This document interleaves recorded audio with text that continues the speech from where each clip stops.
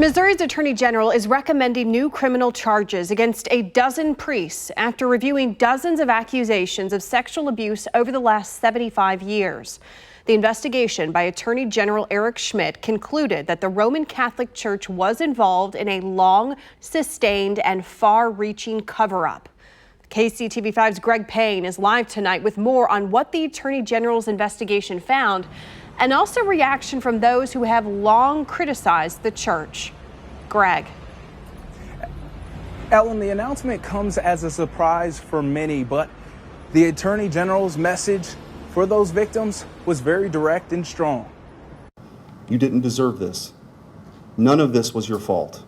This report, our referrals for criminal prosecution, our aggressive and substantive recommendations for reform can erase the past. Missouri Attorney General Eric Schmidt said those words during a news conference earlier today in St. Louis. The Attorney General investigated 163 priests or clergy accused of sexual abuse of minors.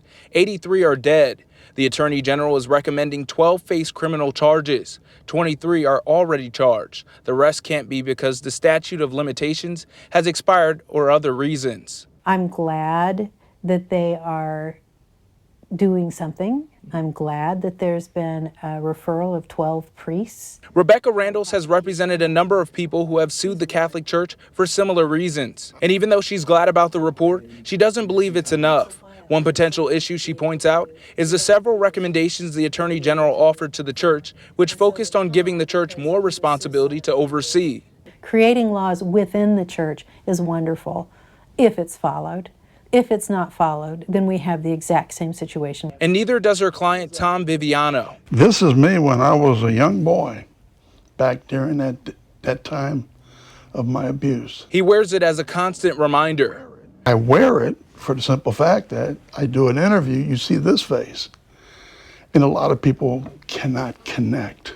During today's conference, Attorney General Schmidt talked about the different cases, referencing each by a number. For example, numerous instances of priest 10 sharing a bed with elementary school-aged children and sharing overnight accommodations with elementary school-aged children during recreational trips. Reports of priest 10 have unsupervised visits with elementary school-aged children in rectory. As long as the church is playing games and putting out a few names here and a few names there and just telling everybody we're doing all that we can. No, you're not.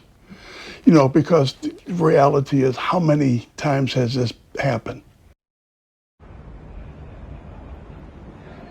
VIVIANO says that eventually he hopes that all people that are dealing with the same case that he is dealing with will eventually receive justice. Reporting live here in Kansas City, I'm Greg Payne for KCTV5 News.